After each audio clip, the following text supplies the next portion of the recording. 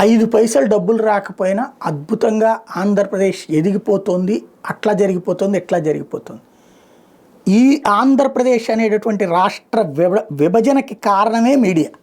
తెలంగాణలో కూర్చుని, హైదరాబాదులో కూర్చుని అడ్డకోలు కథనాలు రాసి ఆంధ్రప్రదేశ్లో దోపిడీదారులు దోచుకుపోయారు, తెలంగాణ సొమ్మునని చెప్పి తెలంగాణ ప్రజల్ని రెచ్చగొట్టడంలో కీలక పాత్ర పోషించినటువంటి వాళ్ళు ఇదే మీడియా. ఇవాళ ఉన్నటువంటి మీడియానే. వీళ్ళెవ్వరు కొత్త వాళ్ళు కాదు. అంతా ఆ విభజన సందర్భంలో ఆంధ్రాని దొంగలుగా 5 సంవత్సరాల నుంచి 10 సంవత్సరాల పాటు తెలంగాణ ప్రజల్ని నమ్మించారు.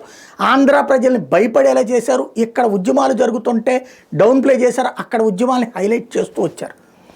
రాష్ట్రం విడిపోయాక రాష్ట్ర ప్రయోజనాల కోసం అనేటటువంటి పేరుతో పార్టీలకి చంకనాకుతా అడ్డదిడ్డమైన వార్తలతో ప్రజల్ని మోసం చేస్తూనే ఉన్నారు.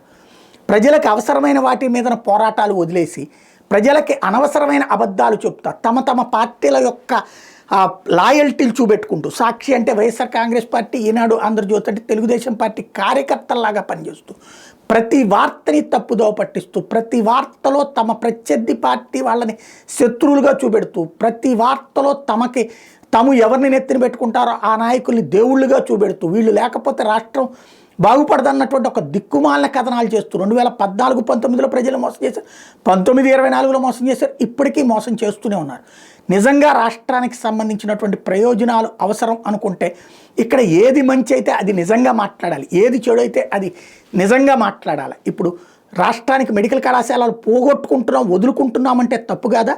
అట్లాగే కోట్ల రూపాయలు, కేవలం 400 కోట్ల రూపాయలతో ఒక అద్భుతమైన భవనాలు ఋషికొండ మీద కడితే దాని మీద విషం చిమ్మి ఎప్పటికీ అది వృధాగా పడేయడం అనేటటువంటిది నాశనం చేయడం కాదా? అమరావతి విధ్వంసం కంటే అది దుర్మార్గం కదా. ఇక్కడ ఏం కట్టలా, కట్టని దాన్ని ఆపాడు, అక్కడ కట్టిన దాన్ని పక్కన పెడుతున్నాం, అది విధ్వంసం కాదా? దాని గురించి మాట్లాడరా? అదే సందర్భంలో రాష్ట్రానికి సంబంధించి వచ్చినటువంటి పోర్టులు ఎంత ముఖ్యమైనటువంటిది, వాటి గురించి తప్పుడు ప్రచారాలు చేసి ఇవాళ రోజున ప్రైవేటైజ్ చేసేసేటటువంటి పరిస్థితి వస్తుంటే నోరు మెదపకపోగా అదేదో గొప్ప సంకల్పం అన్నటువంటి కోణంలో రాస్తున్నారు. అట్లాగే ఆరోగ్యశ్రీని పక్కన పెట్టి ఇన్సూరెన్స్ లాంటిది పెడితే ప్రజలకేదో మంచి జరుగుతుందని రాస్తున్నారు. ప్రజలు అల్లల్లాడిపోతుంటే పట్టించుకునేటటువంటి వాళ్ళు, సంక్షేమ పథకాలు ఆగిపోవడం తర్వాత చేతుల్లో డబ్బులు లేక విలవిల్లాడుతున్నటువంటి పేదలు, ఆ పేదల దగ్గర డబ్బులు లేక విలవిలలాడుతున్నటువంటి వ్యాపారుల బాధలు పట్టట్లేదు.